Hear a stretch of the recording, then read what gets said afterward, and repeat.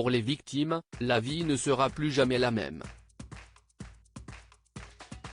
Le 10 février dernier, une famille a été grièvement blessée dans l'accident provoqué par Pierre Palmade.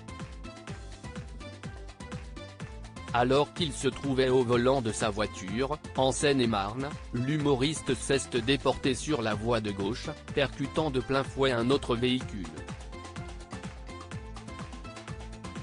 L'humoriste a blessé une femme enceinte, qui a perdu son bébé par la suite, un homme ainsi que son fils, âgé de 6 ans. Une enquête pour homicide et blessure involontaire par conducteur ayant entraîné une incapacité totale de travail supérieure à 3 mois a été ouverte. Après des jours passés à l'hôpital, le petit garçon a pu retourner à l'école et retrouver ses amis. Il va tous les jours à l'école, le matin mais pas l'après-midi car ça le fatigue trop, explique son cousin, Omer Yacout, auprès de BFM TV. Du coup, il rentre chez lui pour prendre ses médicaments, on lui fait faire des exercices de kiné pour sa mâchoire et ses dents, mais la plupart du temps il est très fatigué. Il dort beaucoup, décrit-il auprès de nos confrères. Dans ce terrible accident Devrim a eu la mâchoire brisée. Il a toute la partie gauche et droite de cassée. Il a un problème au cou, au cervical, du coup, il a un corset qui tient son cou et sa mâchoire. Pour l'instant il n'est plus comme avant, regrette son cousin Omer Yacout. Contrairement au petit garçon, son papa est toujours hospitalisé. Entre ces opérations, il a pu retrouver son fils. Mais ce moment a été particulièrement douloureux.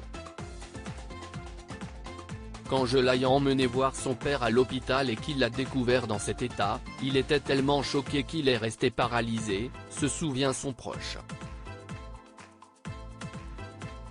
Pierre Palmade, où se trouve-t-il? Son père lui aussi s'est mis à pleurer, une douleur tellement horrible que je n'ai pas pu laisser le petit voir son père dans cet état plus longtemps, raconte l'oncle de Devrim, Erjan Yacout, auprès de nos confrères. Pierre Palmade de son côté est toujours hospitalisé et a échappé à la prison à cause de son état de santé. Victime d'un AVC après son accident, l'humoriste reste sous étroite surveillance.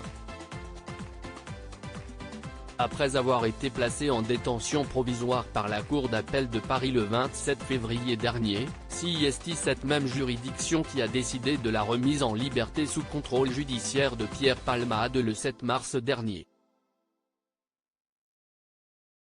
Moi je pense aux victimes qui sont à l'hôpital. J'espère que la justice fera ce qu'il faut pour adoucir, mais ça peut pas être adouci, je pense aux victimes, comme je l'ai dit, a confié Muriel Robin au micro de BFM TV. Si vous me voyez que ça va. Ça n'a pas été le cas ces derniers temps.